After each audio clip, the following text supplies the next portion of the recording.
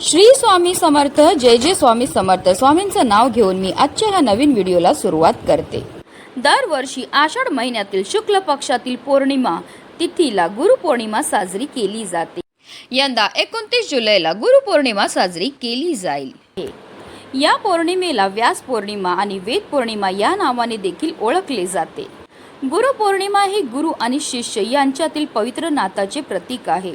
या दिवशी लोक त्यांच्या गुरूंकडून मिळालेल्या ज्ञानाबद्दल आणि मार्गदर्शनाबद्दल आदर्श आणि कृतज्ञता व्यक्त करतात. आषाढ महिन्याच्या पौर्णिमेला येणारा गुरुपौर्णिमा हा सण वेदव्यास ऋषींच्या स्मरणार्थ साजरा केला जातो. प्राचीन आख्यायिकानुसार वेदव्यासांचा जन्म याच दिवशी झाला होता. त्यांना महाभारत आणि विविध पुराणांचे लेखक म्हणून आदरणीय मानले जाते आणि वेदांचे 4 भागांमध्ये विभाजन आणि संकलन करण्याचे श्रेय त्यांना दिले जाते. महागुरु म्हणून ओळखल्या जाणाऱ्या या दिवसाला त्यांचे आशीर्वाद घेण्यासाठी अत्यंत शुभ मानले जाते. वेदव्यासांच्या कृपेने अज्ञानाचा अंधार दूर होतो आणि ज्ञानाचा प्रकाश एखाद्याच्या जीवनात प्रवेश करतो असे मानले जाते. असे मानले जाते की या दिवशी पवित्र नदीत स्नान करून दान केल्याने पापापासून मुक्ती मिळते आणि धनसंपत्ती वाढते. गुरुपौर्णिमेच्या दिवशी गुरुची पूजा करणं खूप शुभ मानले जाते. या दिवशी उपवास आणि पूजा केल्याने अक्षय पुण्य प्राप्त होतं. शास्त्रानुसार या दिवशी भगवान विष्णू, माता लक्ष्मी यांच्यासह भगवान सत्यनारायण यांची कथा सांगण्याला विशेष महत्त्व आहे. गुरुपौर्णिमेच्या दिवशी मातीची भांडी, पाणी, धान्य, हंगामी फळे, कपडे, धान्य, मिठाई आणि गूळ इत्यादी दान करणं अत्यंत शुभ मानले जाते.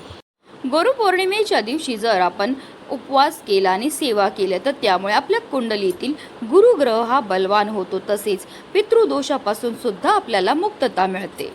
गुरुपौर्णिमेच्या दिवशी गुरुतत्व अर्थात ईश्वरी तत्व नेहमीच्या तुलनेत 1 सहस्त्रपटीने जास्त कार्यरत असतात आणि म्हणूनच प्रत्येक जण आपल्या यथाशक्तीप्रमाणे गुरुपौर्णिमेपर्यंत काही जण 21 दिवसांची सेवा करतात किंवा 11 दिवसांची स्वामींची सेवाही करत असते. तुमच्यापासून माझ्यापर्यंत प्रत्येकाच्या आयुष्यात अडचणी, संकटे, समस्या ह्या चालूच असतात.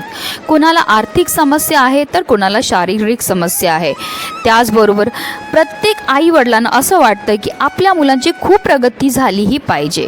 पण जर आपल्या घराची प्रगती होत नसेल किंवा आपल्या मुलांची व आपल्या पतीची प्रगती होत नसेल, आपण खूप कष्ट करतोय, मेहनत करतोय, तरीसुद्धा आपल्या कष्टाला नशिबाची साथही मिळत नसेल, घरात वारंवार पैशाच्या समस्या येत असतील, कोणत्याही कार्यात यश मिळत नसेल, जीवन एकदम असह्य झालं असेल, मनात वाईट विचार येत असतील, असं वाटत असेल की मी देव करतोय पण खरंच देव आहे का?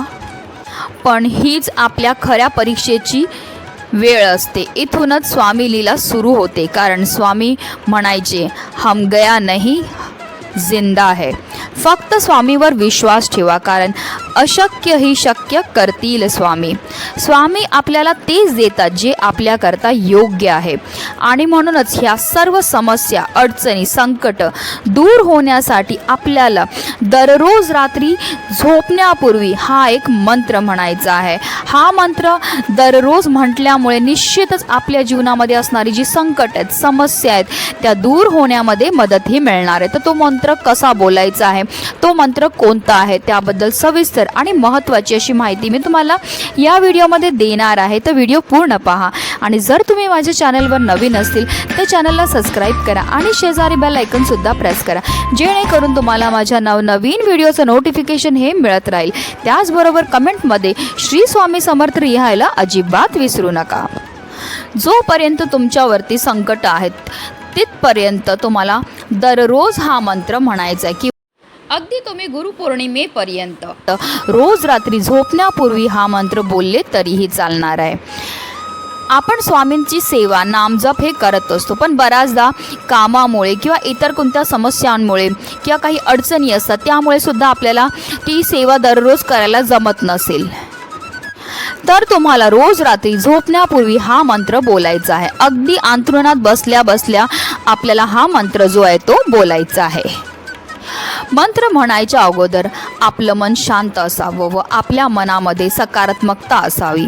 एक चित्ताने आपल्याला हा मंत्र बोलायचा आहे. फक्त मासिक धर्म असेल किंवा सुतक सुयर असेल तर त्या काळामध्ये ही सेवा आपल्याला करायची नाही आहे. आपण तारक मंत्र दररोज म्हणत असतो, तर या तारक मंत्रातलंच एक मंत्र आपल्याला दररोज बोलायचं आहे.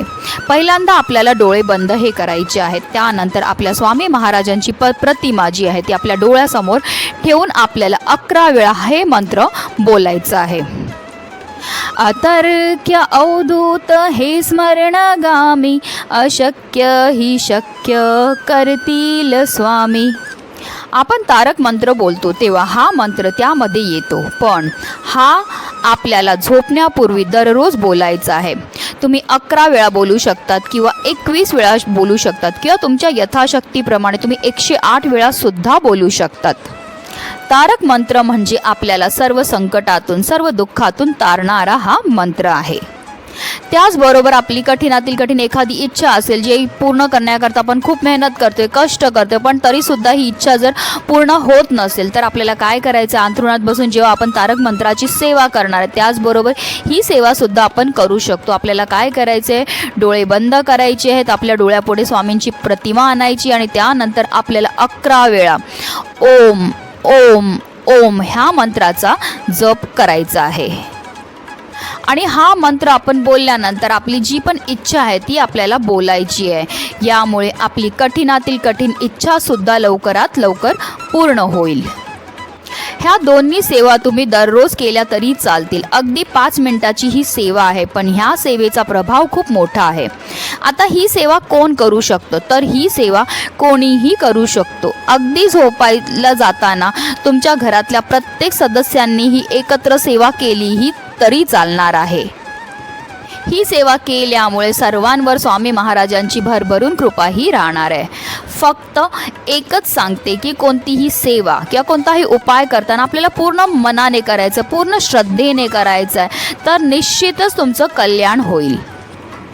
मनात कोणत्याही प्रकारचे वाईट विचार येऊ देऊ नका, कारण देव हा नेहमी चांगल्या लोकांच्याच पाठीशी असतो. तुम्हाला असं वाटत असेल की मी खूप पूजा करतो, सेवा करतो, तरीसुद्धा माझ्या आयुष्यामध्ये एवढी संकटं का येतात, तर फक्त आपल्या स्वामींवर विश्वास ठेवा, कारण आपल्या प्रत्येक संकटासमोर स्वामी उभे असतात आणि स्वामी आपल्याला तेच देतात जे आपल्याकरता चांगलं आहे व योग्य आहे.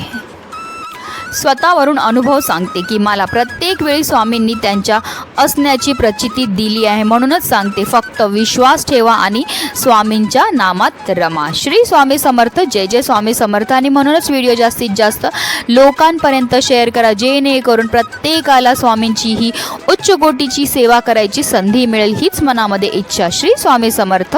जय जय स्वामी समर्थ.